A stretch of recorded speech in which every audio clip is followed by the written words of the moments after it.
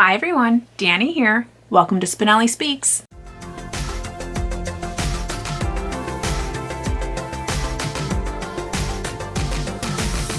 Hello and welcome to Chapter 1 of Edward Rutherfurd's London.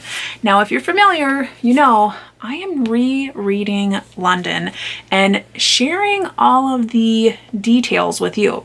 I'll be going through plot, characters, and setting. There will be spoilers in these chapter reread notes, summaries, whatever you may call it. So if you are not interested in knowing exactly what happens in each chapter, I do suggest you take a read of the book before you watch this video. Now, if you have already read or you're just interested in knowing what is going on in this book, please feel free to hit that notification bell so you don't miss a single video. Now, for chapter 1, it is about 50 pages long, so not too bad, but it packs a punch when it comes to opening up this epic novel. Now, the first couple of pages, I would say almost DNF worthy for someone like me, because there's a lot of what I like to call the primordial ooze stage.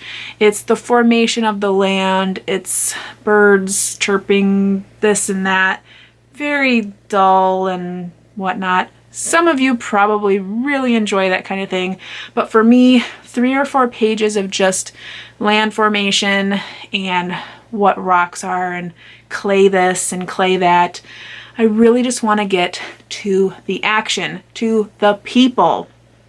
And by the time we get there, it's well worth it, let me tell you. For an 1,100 page book, I think I can take about 3 to 4 pages of ooze. Anywho, so what is the setting of this chapter? Well, we are in the year 54 BC. So you have to think about that as far as what's on the land, who's on the land, and what exactly is happening. Now, the area that we're here on is soon to be what we know as London. It's considered Londinios at this time, and we're right on the River Thames. So if you can imagine a really crisp, fresh, drinkable river, that's what was there at the time. And there were people there who lived off of that river, and those were the Celts. So as we get into characters, we have the Celts, and then we have the Romans in this chapter. So the Celts are the people that we're really following. They're the ones living on this land, and there's a few characters that we come to know in chapter 1, and that is the Fisher. He doesn't have a name in the chapter, we just know him as the Fisher. And he is the father to Segovax, who is, as you continue to read, kind of the main character of this chapter. He is a 9-year-old boy and he has a younger sister, Bronwyn. She kind of follows him around, and you see a lot of how he's thinking. He really looks up to his father, and he kind of suspects there's something going to happen. They have a few druids come, they give sacrifice to the river, and you can tell something is a brewing. But in a 9-year-old mind, he's not quite sure what that is at this time. He has a mother, Cartumandua, who is a very interesting character because of something she does later, and I will get to that. But she also plays a little bit of a bigger role in this chapter just based on this act that she does. And then obviously we have the Romans and Julius Caesar. Now, he doesn't play a huge role. He's mentioned, he appears in the chapter, but we don't really follow him and his invasion. But essentially, that is the plot of chapter 1, is the Roman invasion as they continue forward into Britain to take over land, as they do most everywhere. So we have this invasion against the Celts. We have battle. We don't see the battle too much, but we do know that Segovax really wants to be with his father, and without giving too many spoilers away, we do see a little bit of action through a 9-year-old's mind. Now, there is a more plot twist almost within this chapter, and that goes back to that Cartumandua, the mother. She really loves her husband, and he's not the strongest of men in this village. So she makes a barter. Now, this is where a huge spoiler is going to happen. So, if you don't like spoilers, if you're intending to read, definitely, pass through. But she finds one of the Celtic commanders and says, what can I do to save my husband from going into battle? I would like him to be one of the guards for all of the women and children who are going upstream. How can I do that? And he basically looks at Bronwyn, who's probably 4 years old, and says, I'll take her. And the mother agrees. And she is okay with thinking that Bronwyn might be a slave. Maybe he'll like her enough that he'll free her later on. Maybe she'll make a good marriage. It is so devastating as a mother to read how this mother is just bartering off her female child to save her husband. Obviously, it is of the times. It was a different time period. How that happens, it is what it is, I guess.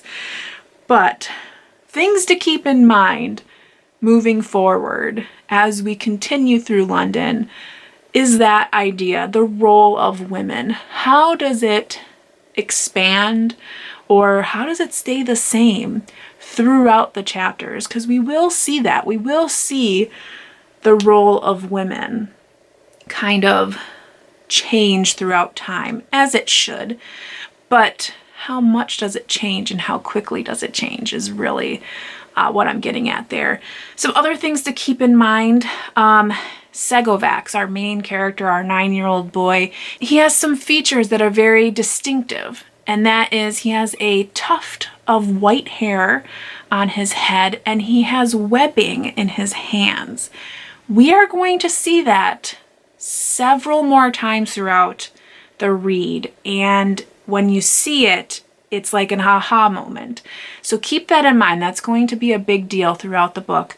And the last thing I wanted to mention is just how the land changes. Obviously, with this being London through the ages, we're going to see how different things change the landscape. We have fires coming up. We have war coming up. We have all of these things that really change the landscape of London. So keep that in mind as we read each chapter, how that is going to change. Now, that was chapter 1 of London. And like I said, it jumps right into the action. We get one of our main characters, and we really get a good idea of what London at that time looked like, especially the River Thames, which, there's a moment where they drink right from the river, and if you know what the river looks like today, you'd not be drinking from it. But yes, excellent read. If you are interested in the Voxer group that I have set up while we're reading, please in the comments below let me know. All I need is your handle, and I can go ahead and just add you to that group. You can be added at any time. If you are reading along, let me know in the comments. Let me know what you thought of chapter 1. Are you farther along in the book? I will be starting chapter 2 very, very soon and bringing another chapter summary to you as well. So I'm excited. I'm really happy. Rereading this book is making me think about things that happen later that I forgot about, that are kind of being like pushed to the forefront of my mind. So I'm really enjoying this. Any tips that you may have for reading big books, let me know in the comments below. You can share those with everybody. But yeah, if I was going to say any other tips in reading the book, there is a huge family tree here at the very beginning of the book. I always keep an extra bookmark right in front so that I can always go back to that. It's very important. You can see where is everything going, who belongs to who. So if anything, that's a huge tip that I would use for reading London. But until next time, keep that notification bell on. I hope you all are reading something great, taking care, and staying safe. And as always, you know how it goes. Happy reading. Bye.